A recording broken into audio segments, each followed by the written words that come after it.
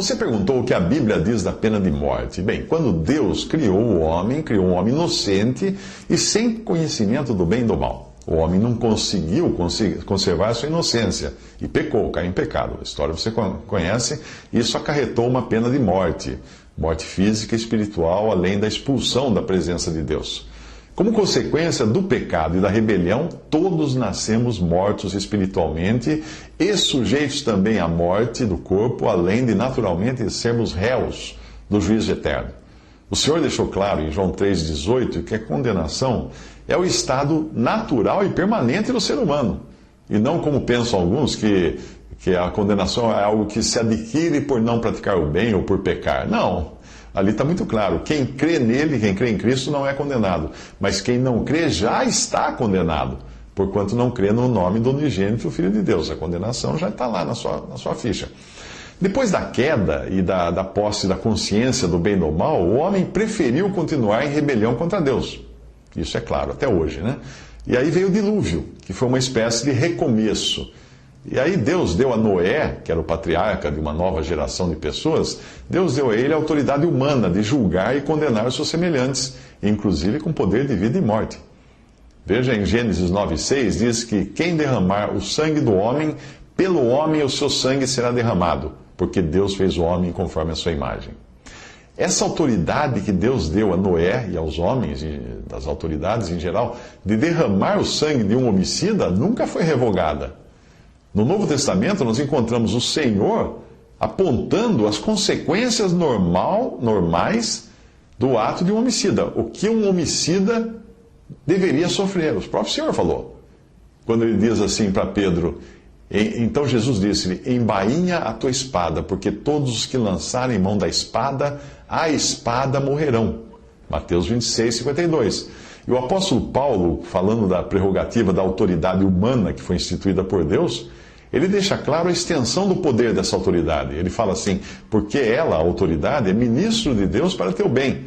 Mas se fizeres o mal, teme, pois não traz debalde a espada, porque é ministro de Deus e vingador para castigar o que faz o mal. Romanos 3, 4. É importante lembrar que uma espada trazida pela autoridade a qual Paulo está se referindo, não é enfeite, não é para enfeitar, é para matar. É por isso que a ordem de matar o homicida permanece até hoje. É uma ordem dada por Deus. Por Deus. A ordem que Deus deu de condenar à morte o homicida nunca foi revogada. A ideia de que no Brasil ou em outros países não exista a pena de morte é falsa também. Porque a autoridade continua carregando a espada, não é? No caso, hoje, a espada são armas de fogo. E a autoridade utiliza a espada quando necessário. Ou seja, ela aplica a pena de morte. É o caso de um policial que se vê obrigado a eliminar um bandido que está causando perigo à população. Ele tem poder para atirar e matar. Ou ele não levaria o revólver para enfeitar, não é? Levaria um apito, como durante algum tempo os guardas ingleses levavam um apito. À medida que os homens vão diluindo a autoridade divina e o próprio conceito de autoridade humana, toda a sociedade vira um caos, como este caos em que nós nos encontramos hoje. Vira uma situação de anarquia, vira uma situação de frouxidão dos poderes instituídos. Ninguém respeita mais a autoridade. Com a autoridade diluída por esses discursos humanistas, discursos de proteção à pessoa humana, coisa assim, que nada mais são do que uma clara rebelião à autoridade maior, que é a autoridade de Deus. Satanás foi o primeiro que contestou a autoridade de Deus no Jardim do Éden. Quando diz lá, ora, a serpente era mais astuta que todas as alimárias do campo que o Senhor Deus tinha feito. E esta disse à mulher, é assim que Deus disse, não comereis de toda a árvore do jardim? Gênesis 3, versículo 1. O que falta então? Falta nós irmos do primeiro livro, Gênesis, até o último livro da Bíblia, Apocalipse, para descobrirmos que serpente é essa, ou que dragão é essa, do versículo, esse que é o versículo que eu citei, que não apenas contesta a autoridade de Deus, mas que enfraquece e destitui as autoridades humanas, simbolizadas pelas estrelas, que ele varre com sua cauda, né, da posição de governo que elas detêm. Está lá em Apocalipse, mais uma vez, capítulo 20, versículo 2, abre aspas, o dragão, a antiga serpente, que é o diabo e Satanás. Portanto, por detrás da ideia da proibição da pena de morte e de qualquer ideia de enfraquecimento das autoridades constituídas, sempre você vai encontrar o próprio diabo. Quem é contra a pena de morte é contra a Bíblia. Se o sujeito ele se acha mais santo do que Deus, né? Ele acha que ele tem uma alma mais bondosa, mais generosa do que aqueles fulanos que, inspirados por Deus, escreveram a Bíblia, então ele pode ser contra a pena de morte. Quer dizer, vamos dizer, a gente pode ser contra a pena de morte, assim, numa coisa prática, mas em princípio, ser contra a pena de morte, em princípio, é absolutamente errado. Uhum. Porque ser contra a pena de morte é você decretar que todo crime de homicídio será pago com uma pena mais leve e mais branda do que o próprio ato homicídio. Entendi. Você está entendendo? Uhum. Quer dizer, se o sujeito pode matar, mas não pode ser morto, então ele nunca pode pagar uma quantia igual a que ele deve. Então quem é contra a pena de morte é um canalha, é favorável ao homicida. Todo e qualquer sujeito que se opõe em princípio à pena de morte, vamos dizer, está do lado do mal.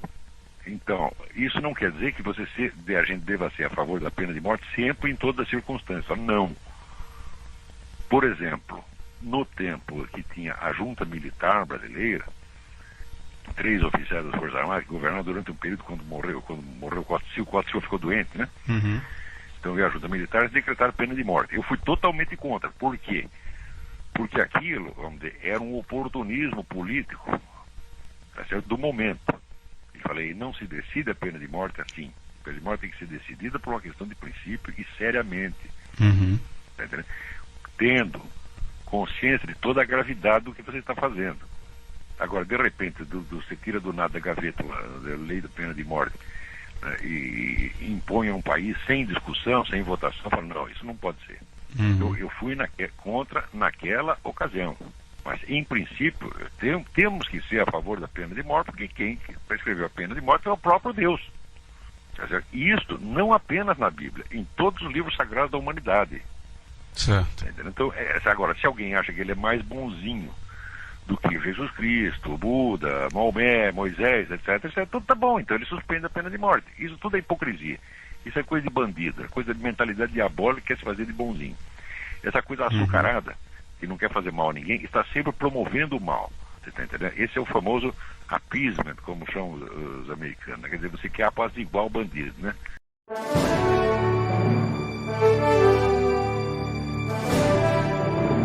O fato é que nós, tradicionalmente na Igreja Católica, sempre admitimos a possibilidade da pena de morte. Isso pode parecer escandaloso para a mentalidade moderna.